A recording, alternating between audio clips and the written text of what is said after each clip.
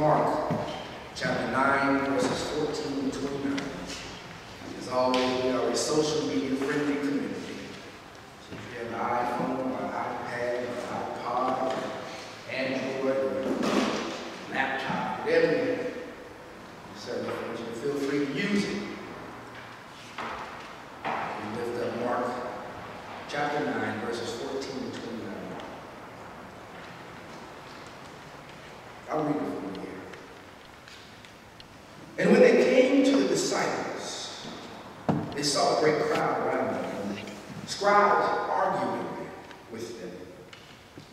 And immediately all the crowd, when they saw him, were greatly amazed and ran up to him and greeted him.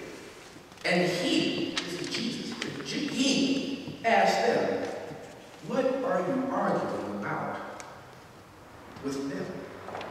And someone from the crowd answered him, "Teacher, I brought my son to you, for he has a spirit that makes him mute. And whenever it seizes him, it throws him down, and he foams and grinds his teeth and becomes rigid. So I asked your disciples to cast it out, and they were not able."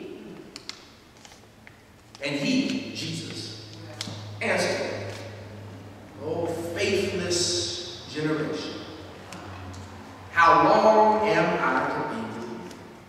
How long am I to bear with you? Bring me. And they brought the boy to him. And when the spirit saw it, immediately it convulsed the boy, and he fell on the ground and rolled about, foaming at the mouth. And Jesus said to his father, "How long has this been happening to him?" And the father replied, "From childhood. And it has often cast him into fire and into water to destroy him. But if you can do anything, have compassion on us and help us." And Jesus said to him, "If." What do you mean, if you can?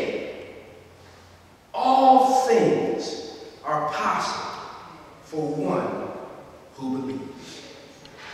Immediately the father of the child cried out and said, I believe.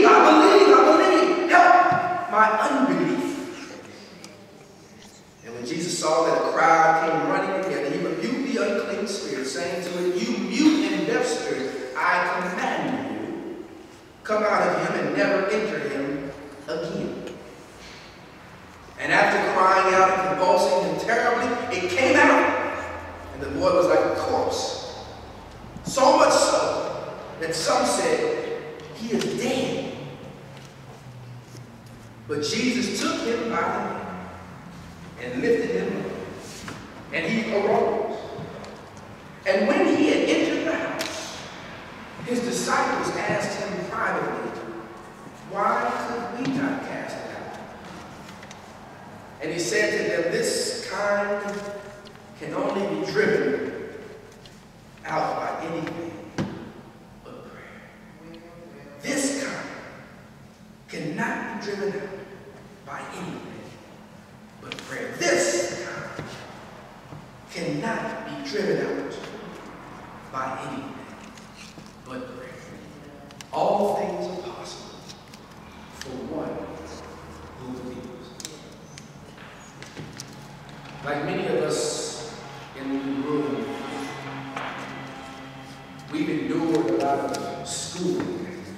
We've been to school for a long time. Whether it's pre-K, and then K, and then 1 through 5, where I'm from on the West Coast, 1 to 6, and then 7 through 9, and then 10 through 12, and then first year, second year, third year, fourth year, perhaps fifth year of college. And then some of us, year 1, year 2, perhaps year 3 of graduate and postgraduate school. And then for the rest of us, year 4 and year 5 and year 6 of postgraduate and extended school. And for the rest of us who by some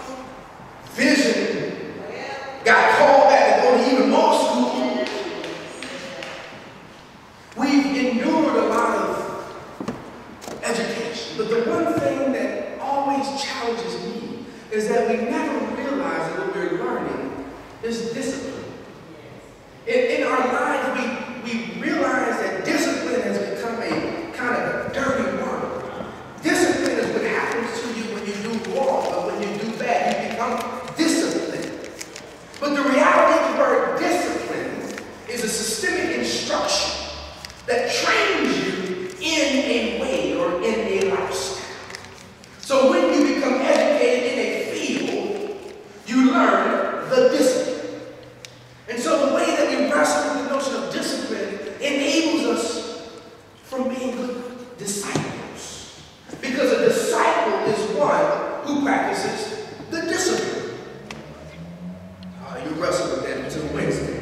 If you are a disciple of Christ, then you on a day-by-day basis practice the discipline of following the mandates and the lifestyle that Christ put before us.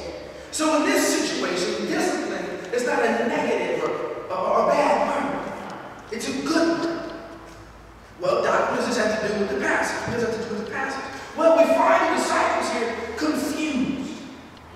If you're with us on Friday, we talked about a passage that comes a couple of verses a little bit later, down at Mark 9, 33 to 37, where we find the one place in the gospel where the disciples are arguing. And on Friday, we wrestled with the fact that they were arguing who's the greatest. Which one of us 12 is the greatest? And we talked about the fact that some of us have positioned ourselves as being the greatest of all time. Some of us can sting like a bee, and some of us can dunk on everybody, and some of us can run faster than anybody. We consider ourselves the greatest of all time. But the reality is that none of us are the greatest. And Jesus said, if it would be possible for you to be the greatest, you have to be last and serve all. Now, I don't know about you, but that's hard to do. Like being in the lunch line when you're a kid. You know that the last person in the line risks not getting the goodness. You know that the last person, if you have a big family, the last person to the team risks not getting that good piece of meat. If you were like me, you know, Mom would bake a chicken, and she would chop the chicken up into all the little pieces. And mathematics teaches you that there's only 2 legs, there's only 2 thighs. And the realization is 2 wings. And if you were a thigh person like myself, if you were at the end of the line, your brother or your sister, knowing that they don't even like thighs, may just grab that thigh just to spite you. So it's hard for us to be at the end of the line. And then it's hard for us to serve everybody. Because sometimes you need your time.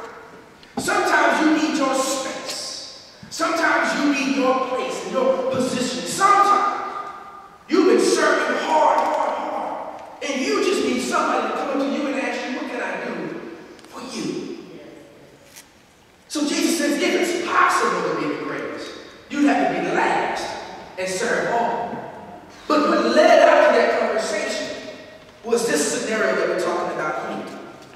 There was a crowd of folks who were arguing, and they were in a frenzy because this man had brought his son to see Jesus. And I can use my spiritual imagination. Jesus was in the back somewhere just resting for a second. He had been walking around and healing and providing and serving and taking care of everybody. So just for a moment, he laid his head down just to rest. And the disciples standing guard who said, well, we've been walking with the Master for quite some time now. And we've learned how to heal, and we've learned how to provide for the people. We've learned, so bring the son here. And I can imagine Peter. Y'all know Peter. Peter was ferocious in the spirit. Peter said, bring the son here, and let me pray over him, let me touch him. And Peter prayed over him and touched him, and the boy still was mute. And here comes John. John said, come here. You didn't do it the right way. Come here, boy. Put your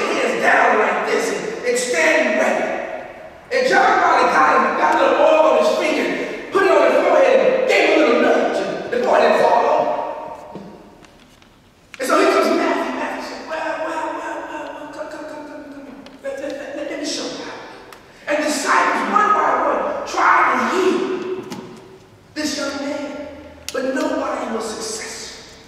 And so there was a frenzy. Because you know how it gets when you are called by God, but you're not able to be effective in the moment when somebody wants you to be effective. People begin doubting. People get frustrated and say, well, you're supposed to be a man or woman of God, and you said you was going to pray for me, and it just didn't happen. So I imagine Jesus coming out, cool and calm. Jesus bad as ever. He walks smooth, sad. Brother had all kinds of style, Steve, whatever you want to call it, style.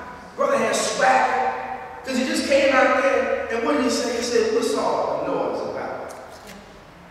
And so someone explains it to him. And then he says, oh my goodness, your generation just lacks belief. Why is it that you've been walking with me, and I've been teaching you, and you still don't know how long it's going to take for you to pay attention to what I'm doing? And so they lay out the issue. They lay out the issue. Now imagine, the Bible doesn't say here, now imagine each of the disciples said, well, this is what we tried, and this is what we did, and we did oil, we did this, we had to stand still, we had to lay prostrate, we had in front of the altar, we lit candles, we burned incense. We tried everything that we've seen you do. And Jesus walked in, and the Father said, well, I believe that you were going to be able to do something. And Jesus said, hold on. He said, all things are possible for one who believes. And then right there, the Father says, I believe, semicolon, help my unbelief.